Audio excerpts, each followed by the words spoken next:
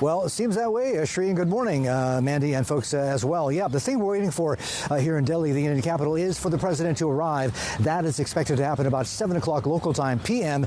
Shortly after that, about 45 minutes after that, 7:45, the president sits down one-on-one for a bilateral with Indian Prime Minister Narendra Modi. Now, we've talked about how it's rare for two leaders to meet so often. The most recent timeline, of course, back in May, not so long ago, over in Hiroshima in Japan at the G7 summit. On the sidelines of that, you'll remember they had the Quad summit. The two leaders met there. Then the month after, in June, Mr. Modi goes to Washington, afforded full state visit honors. And then we're here now in Delhi, where they're set to meet again for the third time in 5 months. And I think it just underlines just how the relationship has improved and almost escalated by leaps and bounds just in the past year, if not sooner. So that's something we're watching. Now, we were also sure, remember, comparing and contrasting this G20 summit in Delhi to the previous one, the last one, 9 months ago in Bali, and we were there as well, and how that summit got hijacked. And remember, G20 is supposed to be a forum and a grouping for economic matters, but the Bali summit got hijacked by geopolitics, the Russia-Ukraine war. We had purportedly Russian missiles fired into Poland, and the whole meeting became almost a de facto G7 mini summit there.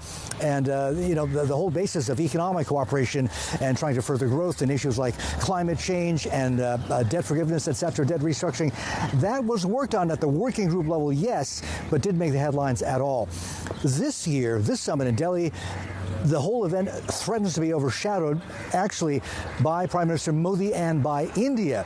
And we talked about how he's been attracting a lot of criticism from the opposition and generally critics, saying that he's using this event as almost a way to start campaigning early for elections here in India, which are likely to be held in about 8 or 9 months or so.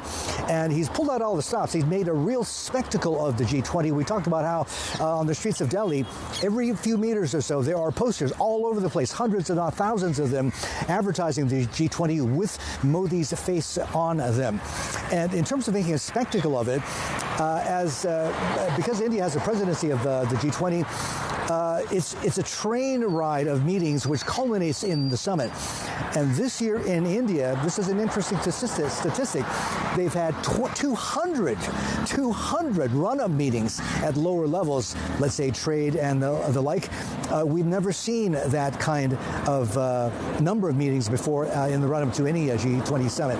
So in a phrase, in a word, Evan Feigenbaum over at the Carnegie Endowment summed it up. He basically said, look, this is India's moment, no doubt about it. Take a listen.